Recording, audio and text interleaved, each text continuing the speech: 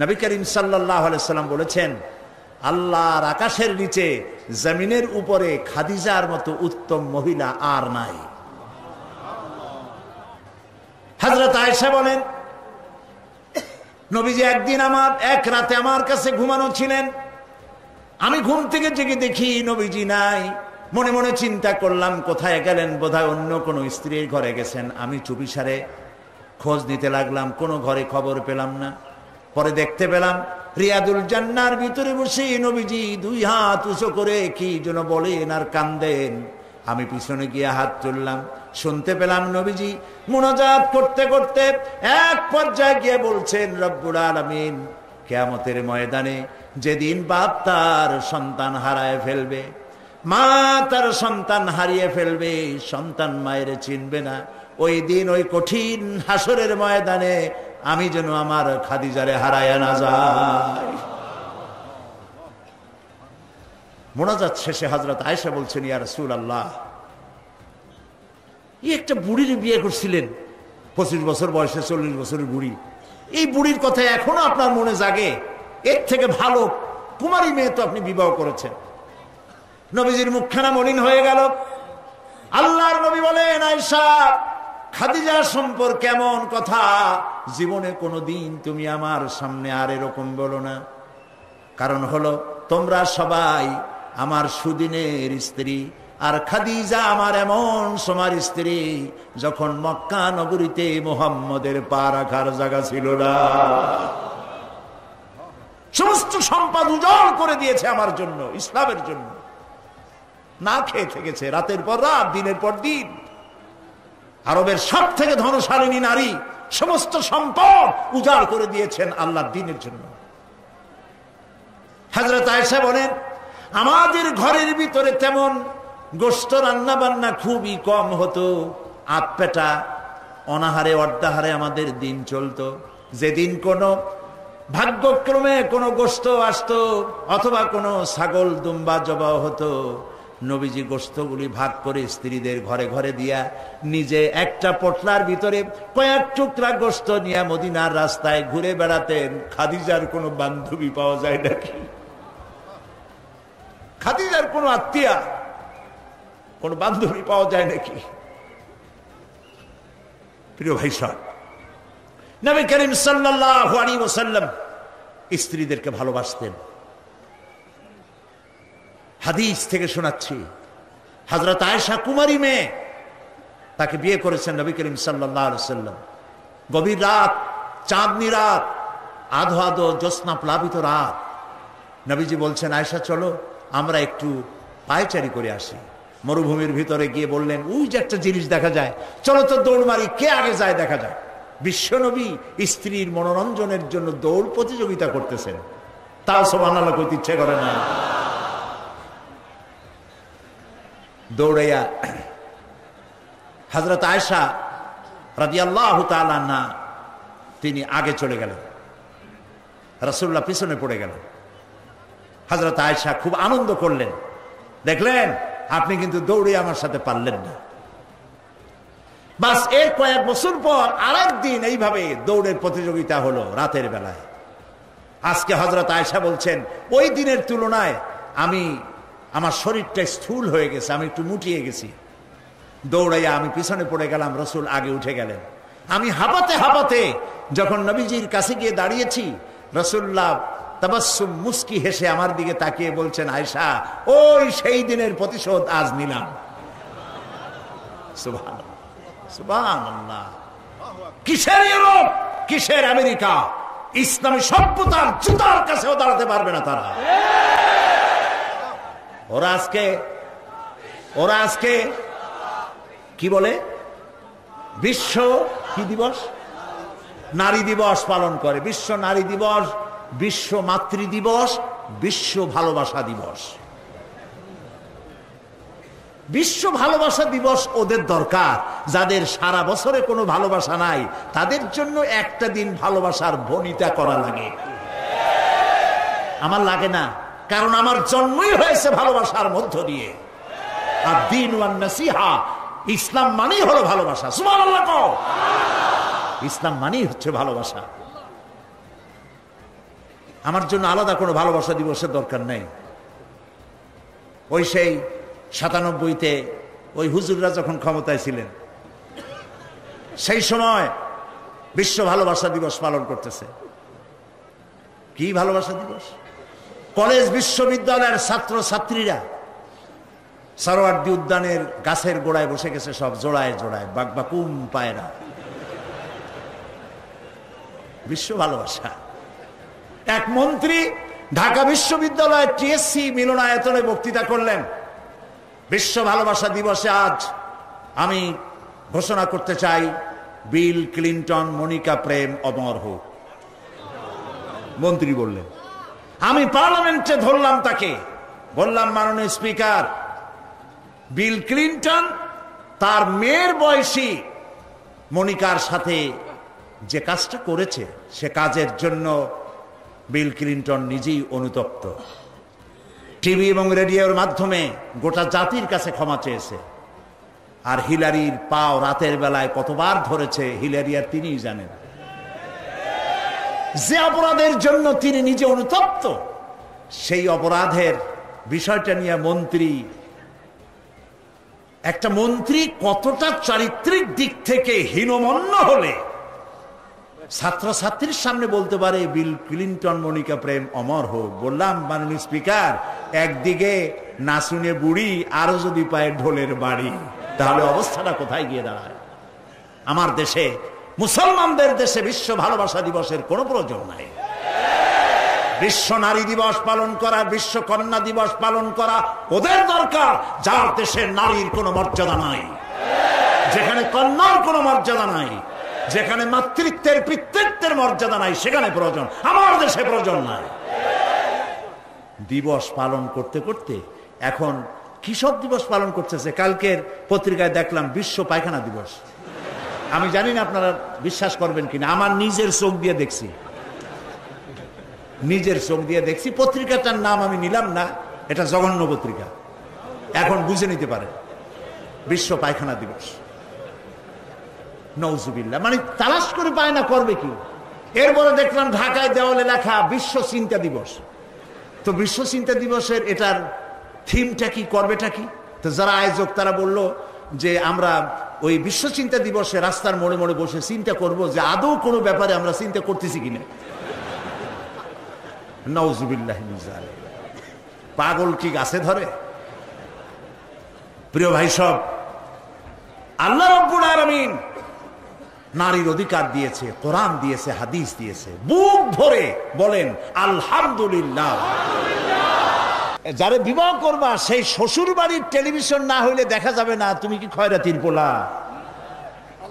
যদি এখন তো দেখতেই হয়, তো বউয়ের বাপের কাছ থেকে টেলিভিশন না নিয়া মসজিদ গুলার সামনে শুক্রবার দিন থাল পাতে করবে যে সব বীর তরুণ চট্টলার যুবকের এবার হাত উঁচু করে দেখা। ও মাশাআল্লাহ, এখন তো দেখা যায় কেউ বিয়ে করে নাই।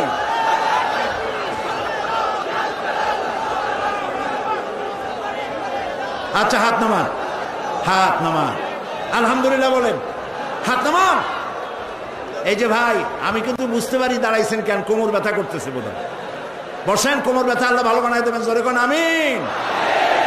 আরে ভাই বসতে বলছি, বসেন। কোমর ব্যথা হলে তো আমারও করবে, আমি তো বসা। বসেন, সবাই বসেন। প্রিয় ভাই সব, তাহলে একটি বড় রকমের অপরাধ থেকে চট্টগ্রামকে মুক্ত করার জন্য আন্দোলন শুরু করা হলো। বলেন আলহামদুলিল্লাহ।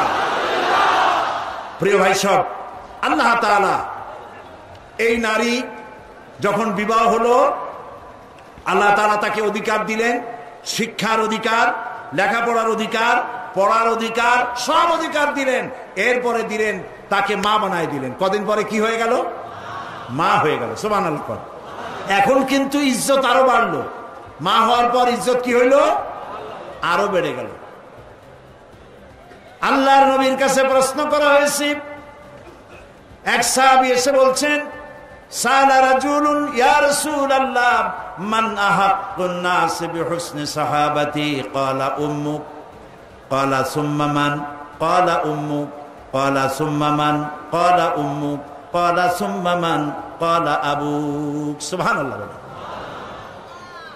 একজন এসে নবীজির কাছে প্রশ্ন করলেন, ইয়া রাসূলুল্লাহ, মানুষের ভিতরে আমি কার যত্ন করব, কার খেদমত করব, কার সাথে ভালো ব্যবহার করব, আমার কাছে সব থেকে ভালো ব্যবহার কে পেতে পারে? নবীজি বললেন, তোমার মা। সাহাবী প্রশ্ন করলেন, তারপরে কে? রাসূলুল্লাহ বললেন, তোমার মা। তারপরে কে? তোমার মা। তারপরে কে? তোমার পিতা। পিতার চাইতে মায়ের মর্যাদা আল্লাহ পাক কয় গুণ বাড়ালেন? সবাই বলেন কয় গুণ? 3 গুণ আল্লাহ বাড়ায় দিলেন। আল্লাহ রাব্বুল আলামিন কোরআনে কারীমের ভিতরে বলেছেন, ওয়াকাদা রাব্বুকা আল্লা তা'বুদু ইল্লা ইয়াহু ওয়া বিল ওয়ালিদাইনি ইহসানা। তোমার রবের পক্ষ থেকে চূড়ান্ত ফয়সালা হয়েছে যে আল্লাহর ইবাদত করার পর মা বাপের ইহসান করবে। সুবহানাল্লাহ। আর আমার দেশের লোকেরা কি করে লক্ষ্য করতেছেন আপনারা? আল্লাহ বলেন কি আর বান্দারা করে কি? আল্লাহ বলছেন মা বাপের খেদমত করো। আমার ইবাদতের পরে আল্লাহর পরেই স্থান কার? চিল্লায় বলেন। আমাদের লোকেরা বোঝে না, না বুঝা চলে যায় ভালো কোনো খাবার, ভালো কোনো ফল কোনো হযরত, কোনো পীর সাহেবের দরবারে নিয়ে হাজির করলে, হ্যাঁ দেন, পীর সাহেবকে হাদিয়া দিবেন, দেন, কিন্তু আগে দিবেন মায়েরে। আপনার কাছে, সন্তানের কাছে সব থেকে বড় পীর হচ্ছে মা। বলেন সব থেকে বড় পীর কে? মা আর বাবা। মা আর এই দুজন হচ্ছে আপনার কাছে সব থেকে বড় পীর। পীর সাহেবের দোয়া কবুল হবে কি হবে না, আলেম সাহেবের দোয়া কবুল হবে কি হবে না, সন্দেহ আছে। 50-50, দোয়া কবুল হইলেও হইতে পারে, না হইলেও না হইতে পারে। কিন্তু মা বাপ যদি দোয়া করে, আল্লাহর দরবারে দোয়া মঞ্জুর হয়ে যায়, 100% দোয়া কবুল হয়ে যায়। সুবহানাল্লাহ বলে। প্রিয় ভাই সব, আল্লাহ রাব্বুল আলামিনের নবী বলেন, মা বাবা যখন দোয়া করে সন্তানের জন্য, যখন দোয়া করে, বন্দুক দিয়া গুলি করলে সেই গুলি তার লক্ষ্য বস্তুর কাছে যেতে যত না দেরি হয়, মা বাপের দোয়া বা বদদোয়া আল্লাহর দরবারে থেকে দ্রুত গতিতে চলে যায়। মাকে খাওয়াও। বুড়া মা আছে না? বলেন আছে না? মা যখন বুড়া হয়ে যায়, বউয়ের কথা মতো সন্তান মায়ের সাথে খারাপ ব্যবহার করে, মুখ মলিন করে থাকে, কথা বলে না, আর মনে মনে বলে, প্রকাশ্য বলে, অনেকের সামনে বলে, বুড়ি মরে না কেন? নাউজুবিল্লাহ। বলেন নাউজুবিল্লাহ। তুমি কারে মরতে বলো? কারে মরতে বলো? তোমার মা, তোমার যখন অসুখ হয়েছে, যত্ন করেছি, বুকের সাথে আগলায় ধরেছে, সারা রাত শিয়রে বসে বসে, বিদ্যুৎ ছিল না ঘরে, কেরোসিনের ল্যাম্প জ্বালায়া, চেরাগ জ্বালায়া কোরআন শরীফ তেলাওয়াত করেছে। আর শেষ রাতি 2খানা হাত রব্বুল আলামিনের দরবারে তুলে দিয়ে কেঁদেছে, রব্বুল আলামিন, আমার বাঁচাধনকে আমার জীবনের বিনিময় আল্লাহ তুমি বাঁচাইয়া দাও। যে মা বললেন, আমার জীবনের বিনিময় আমার ছেলে তুমি বাঁচাও, মেয়েরে বাঁচাও, সেই ছেলে বড় হইয়া বউয়ের পাগল হইয়া বলে, বুড়ি মরে না কেন? নাউজুবিল্লাহ, নাউজুবিল্লাহ। মাকে সম্মান করুন, মাকে ভালোবাসুন। আল্লাহ রাব্বুল আলামিন বলেন, ওয়াওয়াসাইনাল ইনসানা বিওয়ালিদাইহি ইহসানা হামালাতুহু উম্মুহু কুরহা ওয়া ওয়াদাআতুহু কুরহা ওয়া হামলুহু ওয়া ফিসালুহু 30 শাহরা। আমি সমগ্র মানব গোষ্ঠীকে উপদেশ দিচ্ছি, তোমরা তোমাদের ওসিয়ত করছি, তোমরা তোমাদের মা বাপকে সম্মান করো। তোমার মা তোমাকে গর্ভধারণ করেছে অত্যন্ত কষ্টের সাথে, ডেলিভারি করেছে অত্যন্ত কষ্টের সাথে, আর 30টা মাস বুকের দুধ দিয়ে তোমারে মানুষ করছে। সুবহানাল্লাহ, সুবহানাল্লাহ। প্রিয় ভাই সব, মা বাপ যদি হাত তোলে, চোখ দিয়া পানি পড়ে, দোয়া কবুল হয়ে যাবে। সুবহানাল্লাহ। এই যে হযরত বাইজিদ বুস্তামি রহমতুল্লাহ আলাইহের এই দরগায় আপনারা যান, হযরত বাইজিদ বুস্তামি যখন ছোট্ট ছিলেন, তার মা অসুস্থ, গভীর রাত্রে মা জেগে বলছে, বাবা আমি তো পানির পিপাসায় শেষ হয়ে যাচ্ছি, একটু পানি পান করাও। বাচ্চা দেখলেন ঘরের মধ্যে পানি নাই, বাইরে কোথাও থেকে পানি জোগাড় করলেন, এসে দেখেন মা ঘুমায় গেছে। শীতের রাত, বাচ্চা দাঁড়ায় আছে পানি নিয়ে। ফজরের সময় মায়ের ঘুম ভেঙেছে, তাকিয়ে দেখে বাইজিদ দাঁড়ানো। বাইজিদ তুমি দাঁড়ানো কেন, কাঁপতেছো কেন? ছেলে বলছে, মা আপনি পানি চাইছিলেন। তা পানি চাইছিলাম, তা কি হয়েছে? তা আমি তো ঘরে পানি পাইনি, দূরে গিয়ে পানি আনছি, আনি দেখে আপনি ঘুমাই গেছেন। আমারই উঠাও নাই কেন? আপনার ঘুমের ক্ষতি হবে। তা তুমি নিজে ঘুমাও নাই কেন? এই জন্য যে আপনি জায়গায় যদি আবার পানি চান আর সময় মতো না দিতে পারি, তাহলে তো আপনার কষ্ট হবে। সেই জন্য মা আমি দাঁড়াই রয়েছি, আপনি পানি খাবেন, সেই পানি নিয়ে। বাইজিদের মা হযরত বাইজিদকে বিছানার উপরে আরাম করে শোয়াই দিয়া উযু করে নিজে নামাজ পড়লেন। নামাজ আদায় করে দুইখানা হাত আল্লাহর দরবারে তুলে ধরে বলেন, রব্বুল আলামিন, আমি বাইজিদের মা, আমার ছোট্ট বাইজিদ আমার জন্য যে কষ্ট করেছে আজ, তার এই কষ্ট দেখে আমার কলিজা ঠান্ডা হয়ে গেছে। আমি মা হয়ে আমার বাইজিদের জন্য দোয়া করি, রব্বুল আলামিন আমার বাইজিদকে তুমি সুলতানুল আরিফিন বানায়া দাও। দোয়া মঞ্জুর হয়েছে না হয় নাই? সুবহানাল্লাহ।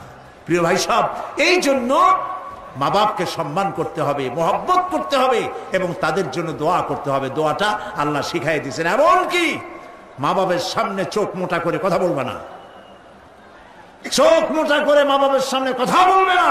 আল্লাহ ইচ্ছা করলে চোখ অন্ধ করে দিতে পারেন। পীরের সামনে যত গিয়ে মহব্বত করে ঘাড় কাট করে বসো, তোমার বড় পীর, তোমার মা, তোমার বাবা, তাদেরকে শ্রদ্ধা করো, সম্মান করো, কলজা দিয়ে মহব্বত করো। মা বাপকে একটা কথা বিশ্বাস করুন, মনে রাখেন, মা বাপকে যে যত বেশি সম্মান করবে, মহব্বত করবে, মর্যাদা দেবে, তার জীবনে সম্মানের আর রুজির কোনো অভাব হবে না, হবে না, হবে না। আল্লাহ তাআলা বাড়ায় দেবেন। সুবহানাল্লাহ। আল্লাহ দোয়া শিখাই দিচ্ছেন, বান্দারে মা বাবার সামনে শক্ত করে কথা কইস না, ওয়াকুল লাহুমা কাওলান কারীমা, মা বাবার সাথে সম্মান সূচক কথা বলো আর আমার কাছে দোয়া করো। কি বলে? আল্লাহ রাব্বুল আলামিন দোয়া শিখায় দিচ্ছেন, রব্বিরহামহুমা কামা রাব্বায়ানি সাগীরা।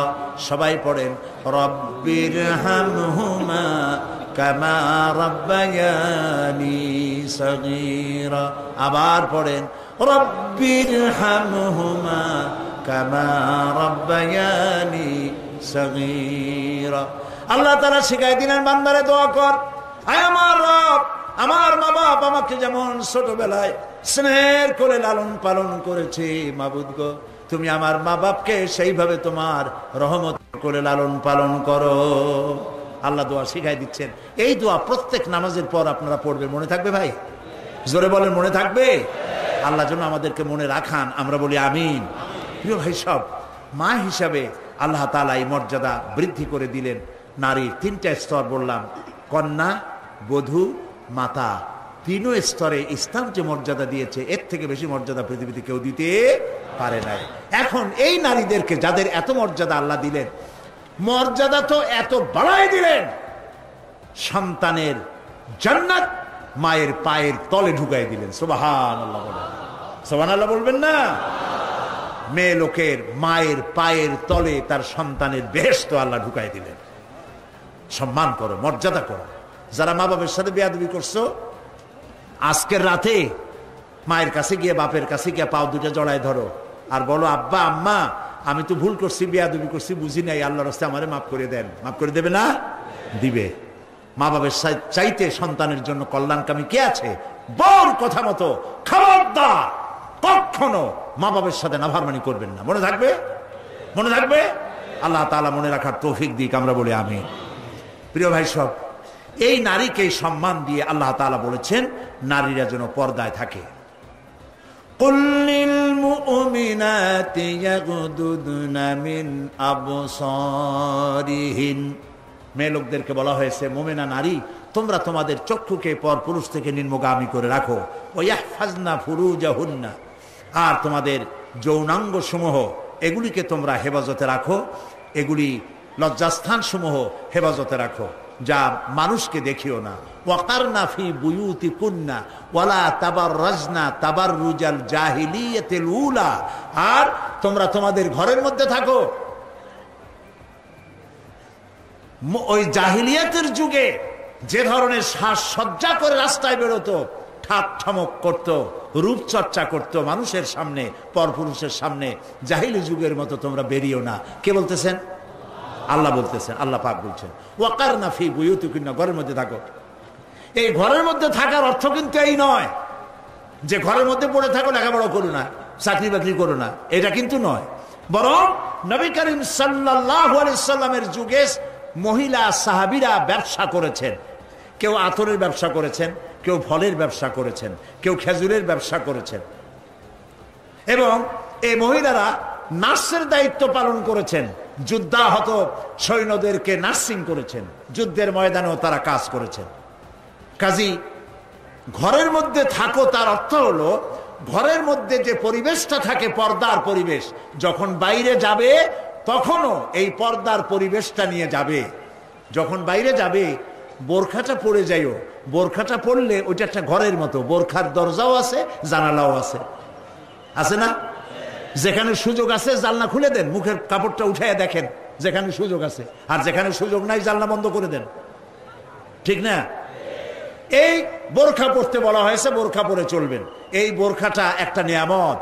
বাংলাদেশ নিয়ে কথা বলি, এই বাংলাদেশে আজ পর্যন্ত যত নারীর মুখে অ্যাসিড পড়েছে, একটা দৃষ্টান্ত চাই। আপনারা বলেন আমাকে যে বোরখা পরা একটা মেয়ে লোকের মুখে অ্যাসিড পড়েছে, প্রমাণ দেন। পারবেন প্রমাণ দিতে? পারবেন? কেন পারবেন না বলেন? কারণটা কি? কারণ হলো এই, মেয়ে লোকটা যখন বোরখা পরলো সে আল্লাহর হুকুম পালন করলো। কার হুকুম পালন করেছে? আর তখন আল্লাহর দায়িত্ব হয়েছে নারীর সতীত্বের এবং তার শরীরের হেফাজতের দায়িত্ব নেওয়া। এই জন্য বোরখা পরা নারীর মুখে অ্যাসিড পড়ে না। মা বোনেরা যারা আজকে রাস্তায় বসে, প্যান্ডেলে বসে, বিভিন্ন জায়গায় বসে, বাড়িতে বসে আমার কথা শুনছেন, আমি মা বোনদেরকে বিনীতভাবে আরজ করি, যখন আপনি বোরখা ছেড়ে, যে সব মেয়েরা রূপচর্চা করে চুল পিছনে ছেড়ে দিয়ে লিপস্টিক লাগায় রূপচর্চা করে যখন কোনো দোকানে যায়, তখন দোকানের সেলসম্যান বলে, ভাবি আসেন আসেন, এই শাড়িটা পরলে আপনার দারুণ মানাবে। আরে শয়তান, শাড়ি বদলে মানাবে কিনা তার স্বামী বলবে তুই কেনা। এখন দোকানদার যদি ভাবি বলে তাতে কি মর্যাদা বাড়ে? বাড়ে না। আপনি দেখেন, বোরখা পরেন, চাদর পরেন, দোকানে যান, দোকানি বলবে খালাম্মা, সাসিয়াম্মা, বসেন বসেন, সম্মান করে বসতে দেবে এবং আপনার সামনে কাপড়গুলি খুলে ধরবে যেটা আপনার প্রয়োজন নেবেন। তাহলে বোরখায় কি সম্মান কমায় না বাড়ায়? কমায় না বাড়ায়? মা বোনেরা বোরখা পড়ুন, চাদর পড়ুন। আপনার মেয়ে কলেজ গোয়িং, ইউনিভার্সিটি গোয়িং যেসব বয়সপ্রাপ্ত মেয়ে আছে, আল্লাহ কোরআনে বলেছেন এমন একটা চাদর পরো, যেই চাদরটা পরলে পরে মাথাটা, বুকটা, গলাটা ঢাকা হয়ে যায়, এমন একটা চাদর পরো।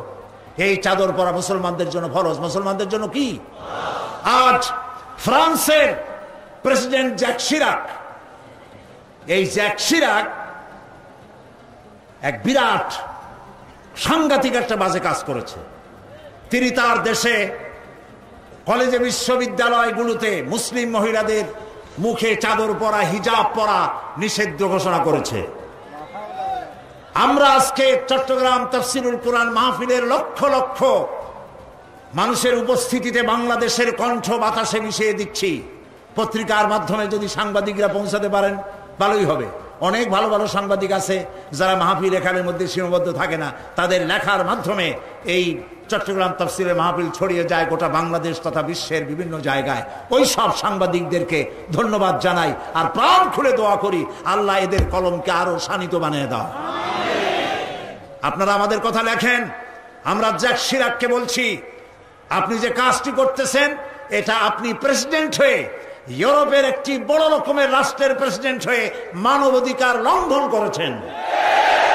মুসলমানদের পর্দা বন্ধ করার কোন এখতিয়ার আপনার নয়, যেমন আপনার এখতিয়ার নাই কোন পাদ্রীর লম্বা জামা অথবা ক্রসকে নামিয়ে ফেলার জন্য। আপনি বলতে পারেন, পারে বলতে?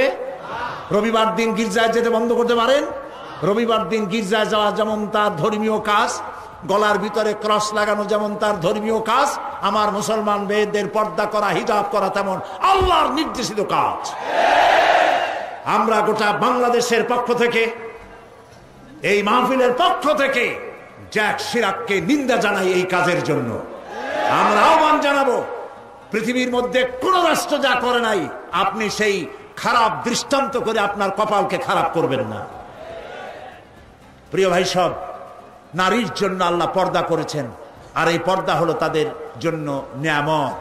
সেই নিয়ামত তারা ধারণ করবেন, আল্লাহ তাআলা তাহলে সন্তানগুলো ভালো বানাই দিবেন। কোন আলহামদুলিল্লাহ, বলেন আলহামদুলিল্লাহ। আচ্ছা বলেন, মৃগনাভি কস্তুরী ছাগলের পেটে হয় না হরিণের পেটে হয়? হরিণের পেটে হয়। হরিণ থাকে কোথায়? গাছের মধ্যে, পর্দার আড়ালে। ছাগল থাকে কোথায়? মাঠে ঘাটে, পথে ঘাটে, যেখানে সেখানে। কাজে ছাগলের মৃগনাভি তো ভালো, ওর দড়ি ধরলেও গোসল ওয়াজিব হয়ে যায়, দুর্গন্ধের ঠেলা। আর জঙ্গলের ভিতরে হরিণ থাকে, মৃগনাভি কস্তুরী আল্লাহ দান করেন, যার সুগন্ধ এখানে নাড়া দিলে সারা মাহফিল বিমোহিত হয়ে যাবে। আল্লাহর নিয়ামত পর্দায় থাকে। নারীদেরকে আল্লাহ পর্দায় থাকতে বলেছেন। এই পর্দায় থাকলে পরে কস্তুরী সম সন্তান আল্লাহ দান করবেন। আর যদি পর্দায় না থাকেন, যে সন্তান হবে, হবে মিস্টার বল্টু বাবু, মন্টু মিয়া। ভয়ের চোটে মানুষ অস্থির, তার চোখ গর্তের ভিতরে কি খাইছে, চোখ গেছে গর্তের মধ্যে। 2 কেজি চাউল বাবা যায় 2 চোখে, চুল মাথা দিয়ে ঝুলানো। প্যান্ট পরছে, সে প্যান্ট পরা অবস্থায় সেলাই করছে না কেমনে করছে আল্লাহ জানে। জুতার মধ্যে এত বড় বড় লোহা বটন লাগানো, গলায় এত বড় মোটা সেন। জাহান্নামের আগেই সালাসিলা ওয়া আগলালাম ওয়া সাইরা, জাহান্নামের শিকল আগেই পড়ছে গলায়। রাস্তায় মানুষে দেখে আর বাপ বাপ করে পলাইতে থাকে, বলতে থাকে আল্লাহ এই শয়তানেরে গজব দাও, এই শয়তানেরে যে মায় পেটে রাখছে তার কলেরা দাও, আর বাপেরে বসন্ত দাও। আর ছেলে যদি ভালো হয়, মানুষই দোয়া করে, আরে এই ছেলেটা এত ভালো, আল্লাহ এই ছেলেটির প্রতি রহম করো, এই ছেলের যে মায় পেটে রাখছে সে মায়ের রহম করো, ওর বাপের রহম করো। সুবহানাল্লাহ। নেক সন্তান পাওয়ার জন্য পর্দায় থাকা আপনার জন্য জরুরি। মা বোনেরা পর্দায় থাকুন এবং নিজের সৌন্দর্য পরপুরুষকে দেখাবেন না।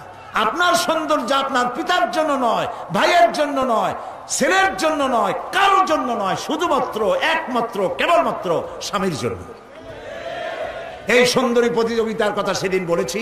বাংলাদেশে বিভিন্ন সাবান কোম্পানির পক্ষ থেকে সুন্দরী প্রতিযোগিতা, ফটোজেনিক কি ফটো সুন্দরী, মিস ফটো সুন্দরী জেনিক না কি একটা কপালের সারা, জি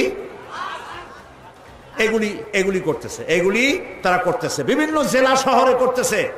প্রিয় ভাই সব, আমি সেদিন বলেছি, আজকে লক্ষ লক্ষ লোক, সকলকে বলি, মিস বাংলাদেশ অথবা ফটোজেনিক সুন্দরী প্রতিযোগিতা যেখানে হবে সেখানেই বাধা দিবেন। ফটোজেনিক সুন্দরী প্রতিযোগিতা বাংলাদেশের মাটিতে হতে দেওয়া হবে না।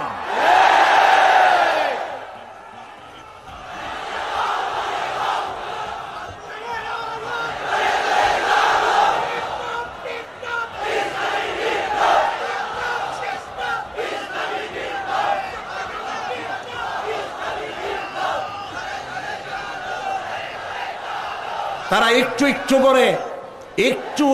করে আগাচ্ছে, আমরা সহ্য করি, কদ্দূর দেখাচ্ছে। আপনারা যদি কথা না বলেন তাহলে এরপরে মিস বাংলাদেশ শুরু হবে। মিস বাংলাদেশ এখনো করতে পারে নাই, সাহস পায় নাই, এখন ছোট্ট ছোট্ট করে করতেছে, এরপরে মিস বাংলাদেশ করবে। নির্লজ্জ যারা নারীর সুন্দরী প্রতিযোগিতা যারা করে, যারা বিচারক, নারীর সৌন্দর্যের, শরীরের অঙ্গ প্রত্যঙ্গের মাপ নিয়ে সৌন্দর্যের বিচার যারা করে, শয়তানের চাইতেও নিকৃষ্ট তারা, লম্পট, লুচ্ছা। আমাদের দেশকে কোনো অবস্থাতেই আমরা অশ্লীলতার পথে ধাবিত হতে দিতে পারি না। আমি সেদিনও বলেছি, এই রোগ তাড়াতে গিয়ে যুবকদেরকে জেনার দিকে আকৃষ্ট করা হচ্ছে। একটা সাইনবোর্ড লাগাইছে, যৌন রোগে টেনশন নাই, কি জানি লইলে, হ্যাঁ নাউজুবিল্লাহ বলেন। এটা কেমন কথা? আপনি লিখবেন এইডস রোগ হচ্ছে মরণ ব্যাধি, ধর্মীয় অনুশাসন মানলে পরে এইডস রোগ থেকে বাঁচা যায়। এটা দেখুন, যে লিখেছেন, যে ব্যক্তি লিখেছে এই স্লোগান, যার মাথায় আসছে সে নিশ্চয় চরিত্রবান না লম্পট। লিখেছে এই যৌন রোগে, বলেন না কি মুখস্থ, যৌন রোগে রেহাই নাই, কন্ডম লইলে টেনশন নাই। তার মানে কন্ডম নিয়ে জেনা করো, নাউজুবিল্লাহ বলে। আমি সব জায়গায় বলে এসেছি, চট্টগ্রামের পুলিশ কমিশনার, চট্টগ্রামের ডিসি, আপনারা এই সাইনবোর্ড ভাঙ্গেন। আপনারা যদি এই সাইনবোর্ড না ভাঙ্গেন, আমি জনগণকে বলবো, জনগণ এই এইডসের সাইনবোর্ডকে ভেঙে গুড়িয়ে দাও।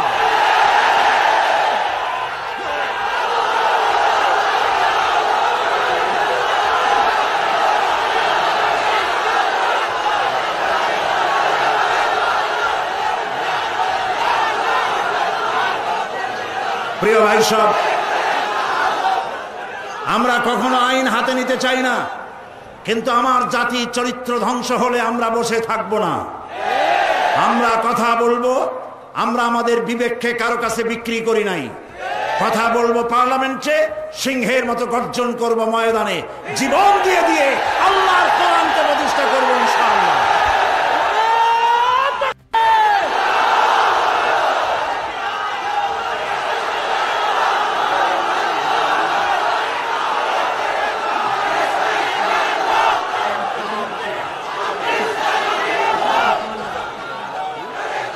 না না না, থামেন, এই যে বসেন। আমি কিন্তু এই গরম স্লোগান পছন্দ করি না। কি জ্বালায় পোড়াই দেবেন আপনি? জ্বালানো পোড়ানোর মধ্যে আমরা নাই। আমরা আছি, হক কথা বলি, করে দেন বলেন আমি। এত মুসলমান কোরআনের কথা শুনতে যে দেশে আসে, সেই দেশে ইসলাম কায়েম হতে দেরি হয়, বড় আফসোস লাগে, কষ্ট হয়। আসুন, আজকে 13 জন ইসলাম কবুল করার জন্য চলে এসেছে। বলো লা ইলাহা ইল্লাল্লাহু মুহাম্মাদুর রাসূলুল্লাহ। আল্লাহ ছাড়া কোনো ইলাহ নাই, মাবুদ নাই, উপাস্য নাই। মুহাম্মদ সাল্লাল্লাহু আলাইহি ওয়াসাল্লাম আল্লাহর প্রেরিত রাসূল। আশহাদু আন লা ইলাহা, একটু জোরে বলো, লা ইলাহা ইল্লাল্লাহু ওয়াহদাহু লা শারীকা লাহু ওয়া আশহাদু আন্না মুহাম্মাদান আবদুহু ওয়া রাসূলুহু। আমি সাক্ষ্য দিচ্ছি আল্লাহ ছাড়া কোনো ইলাহ নাই, মাবুদ নাই, উপাস্য নাই। তিনি এক, তিনি একক, তার কোনো অংশীদার নাই। আমি সাক্ষ্য দিচ্ছি মুহাম্মদ সাল্লাল্লাহু আলাইহি ওয়াসাল্লাম আল্লাহর বান্দা এবং তার প্রেরিত রাসূল। তোমরা সবাই এদিকে ফিরে বলো আসসালামু আলাইকুম।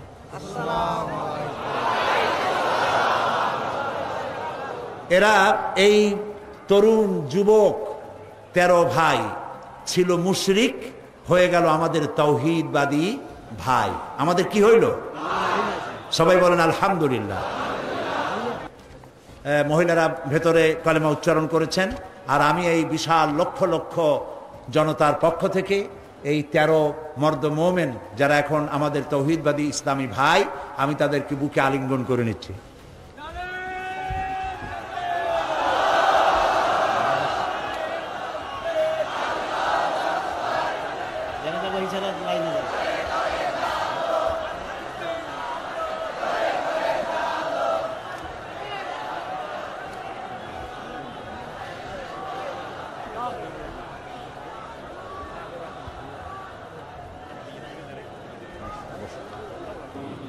মোনাজাতের পূর্বক্ষণে যে কথাটি বলতে চাই, একটু পরেই আমরা এই মিলন মেলা ভেঙে যাবে, যার যার বাড়ির উদ্দেশ্যে মানুষ রওনা করবে।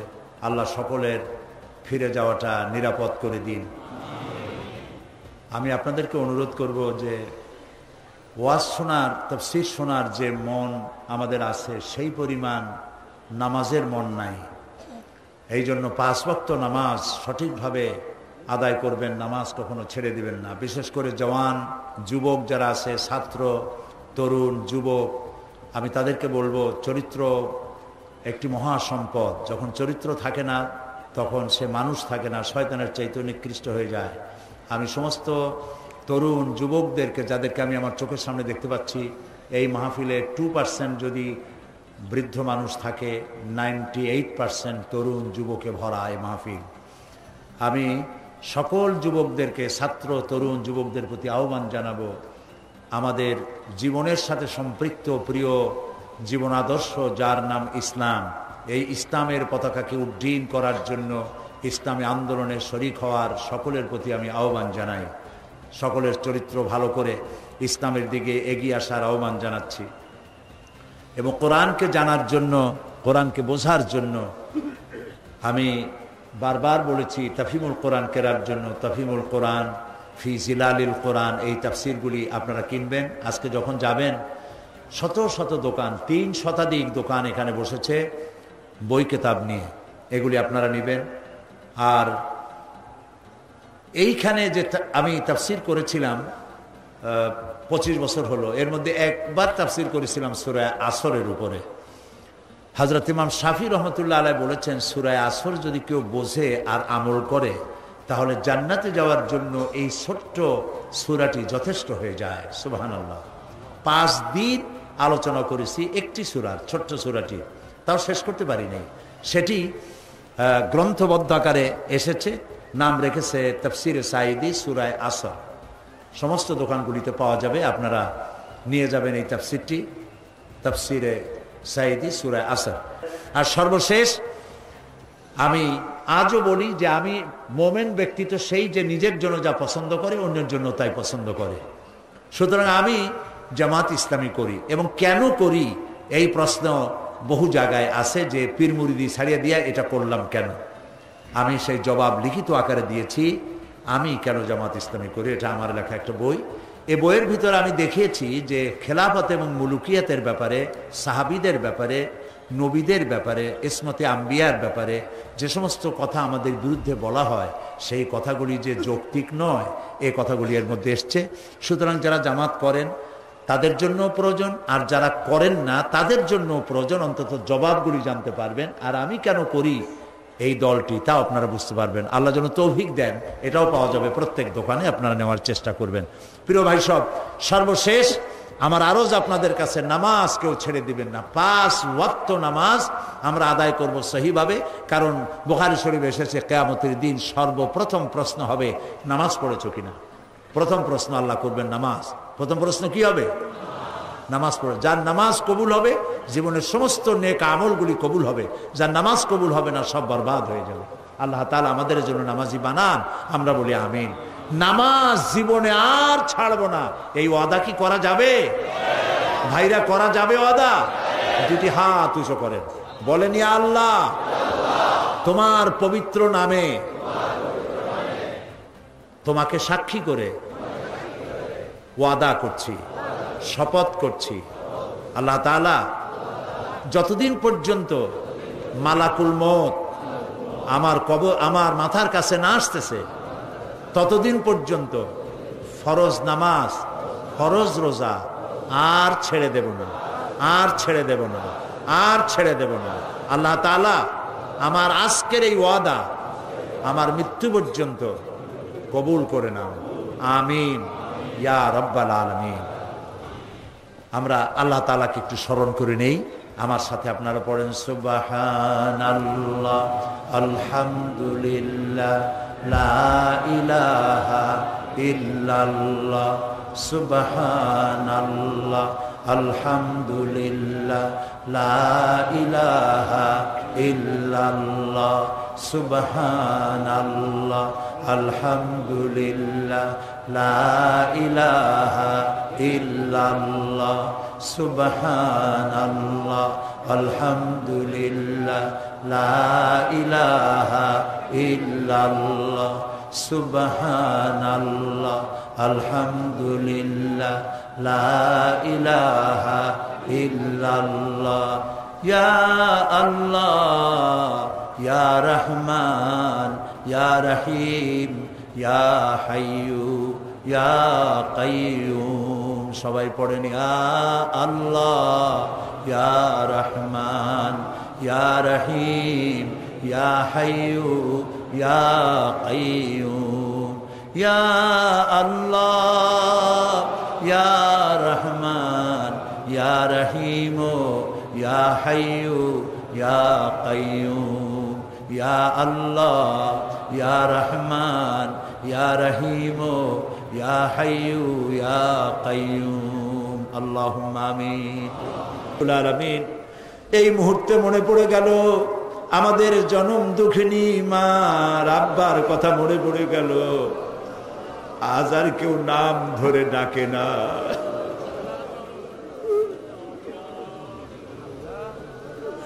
বাপজান যারা মারা গেল, বাবু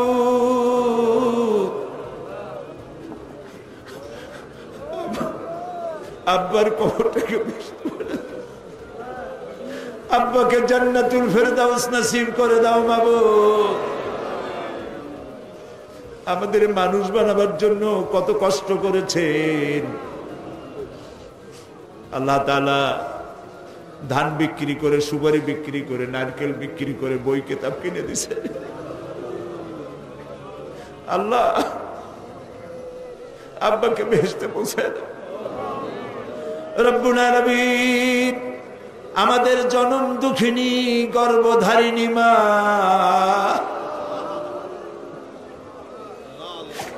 একটা অক্ষর মা, সারা দুনিয়ার বধূ ঢুকাই দিছো বাবু তুমি রব্বুল আলামিন। মা যারা হারাইছে আল্লাহ, মায়ের কবরটাকে জান্নাত বানাইয়া দাও আল্লাহ গো।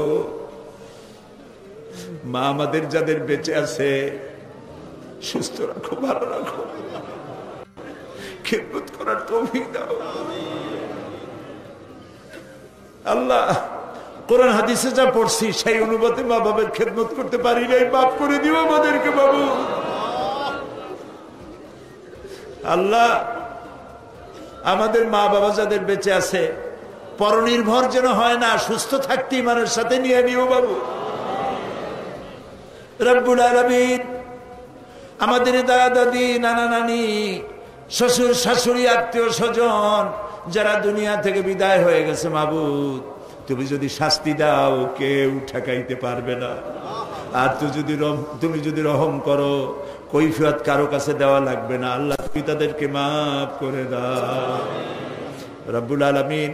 আজকে দোয়া করি, আমরা যখন স্বাধীন বাংলাদেশের বুকে লক্ষ লক্ষ মানুষ একত্রিত হয়ে তোমার কাছে দোয়া করতেছি মাবুদ, এই সময় ইরাকের মুসলমানেরা খাবার পায় না, থাকতেও পারে না। ও আল্লাহ,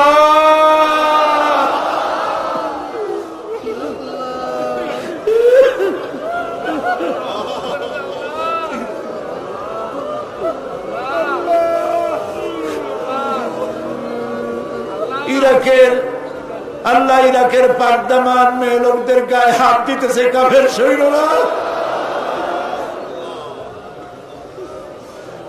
আল্লাহ। আমরা গুনাহ করছি ঠিক, তাই বলে তুমি কাফের দিয়ে মারবা আমাদের আল্লাহ।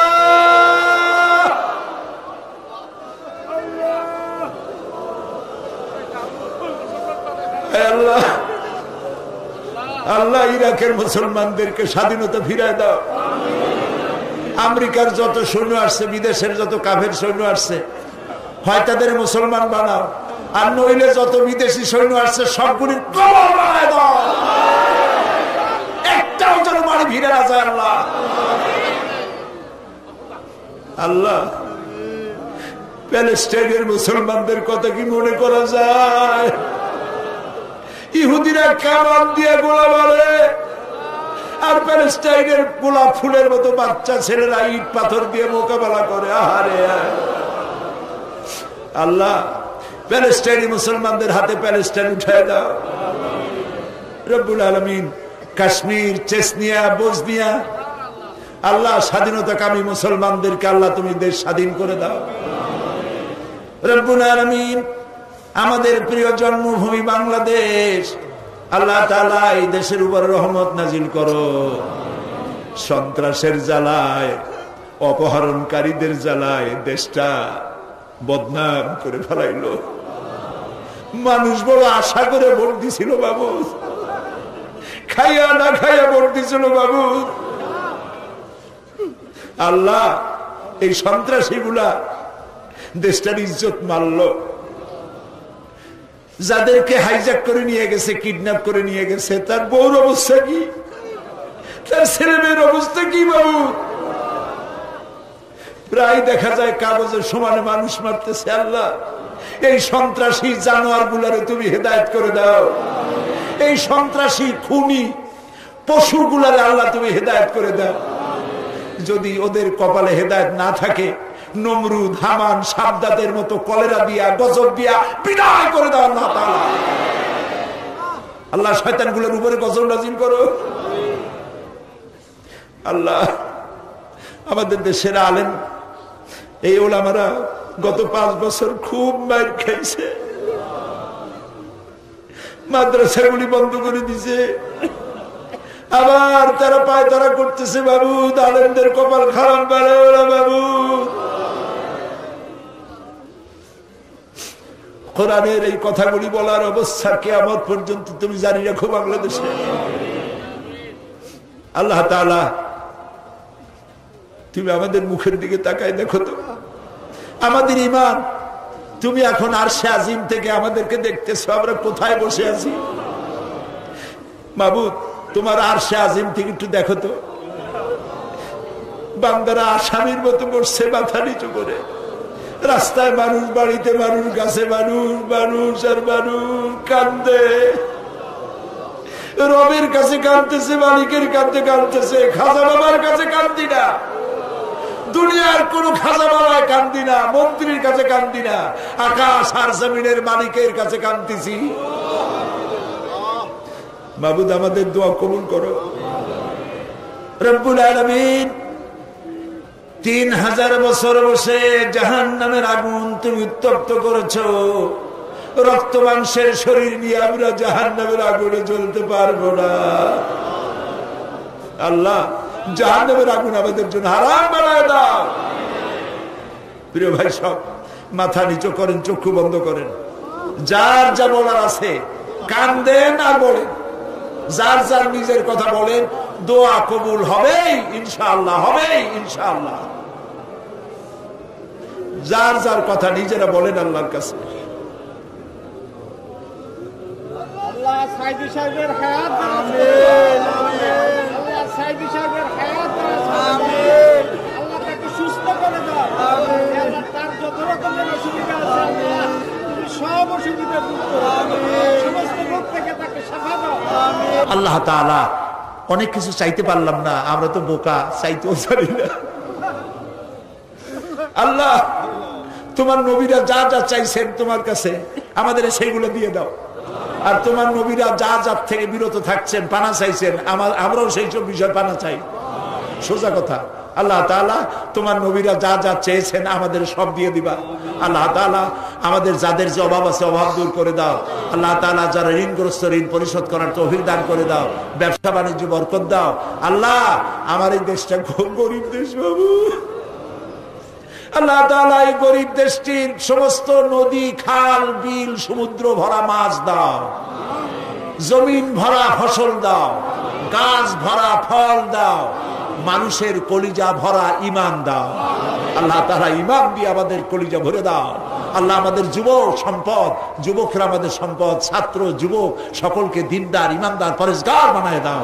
আল্লাহ বাংলাদেশটাকে যারা শয়তান বানাতে চায়, বাংলাদেশটাকে যারা খারাপ বানাইতে চায়, ধর্মনিরপেক্ষ বানাইতে চায়, তাদের হাত থেকে বাংলাদেশ আল্লাহ তুমি রক্ষা করো। আল্লাহ তোমার এই কোরআন, এই কোরআনের আইন আমরা দেখতে চাই, আমাদের জীবনের বিনিময়ে, রক্তের বিনিময়ে বাংলাদেশের কোরআনের আইন আল্লাহ তুমি দয়া করে চালু করে দাও। প্রিয় ভাই সব আরেকটা দোয়া চাই, শেষ করি। আমি আপনাদের এক নগণ্য গোলাম, হয়তো একদিন শোনা যাবে সাইদি নাই। আমি তো দীর্ঘদিনের জন্য আসি নাই, একদিন আমাকে যেতেই হবে। আমি দোয়া করি এই মাহফিল যেন কিয়ামত পর্যন্ত থাকে। আর যেদিন আপনাদের কানে এই ধরনের শব্দ আসবে যে সাইদি নাই, আপনারা শুধু আমার জন্য আল্লাহর কাছে দোয়া করবেন, আল্লাহর জন্য কিয়ামতে শুধু যদি বলেন আমাকে তোরে মাফ করে দিলাম, এর থেকে আমি কিচ্ছু চাই না। আর একটা দোয়া চাই, আমার বিরুদ্ধে একটা মিথ্যা মামলা দায়ের আছে সুপ্রিম কোর্টে। আজকে সকল সুপ্রিম কোর্টের সুপ্রিম কোর্ট সকল বিচারপতির মহাবিচারপতির কাছে হাত তুলেছে, মাবুদ একটা মুশরিকের সামনে তোমার গোলামকে আল্লাহ লজ্জিত করো না বাবু।